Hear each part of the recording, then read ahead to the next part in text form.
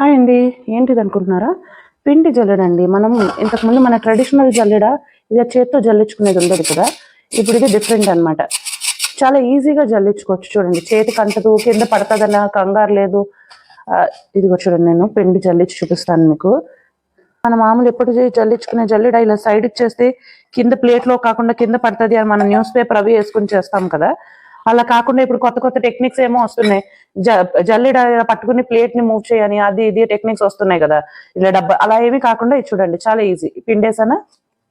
చూడండి, కనపడుతుందా? కింద పడుతుందన్న టెన్షనే లేదు. మొత్తం చక్కగా జల్లెడ అయిపోతుంది అన్నమాట. మొత్తం పైన చూసారా?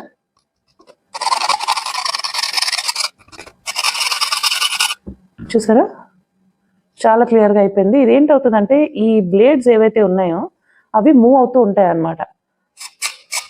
చూసారా, అలా మూవ్ అవటం వల్ల పిండిని తోస్తూ ఉంటుంది. అది జల్లించడం అవుతుంది అన్నమాట. చక్కగా జల్లించడం అయిపోయింది. ఓకే, ఇలాంటి యూస్ఫుల్ టిప్స్ కావాలంటే మా ఛానల్ని సబ్స్క్రైబ్ చేయండి.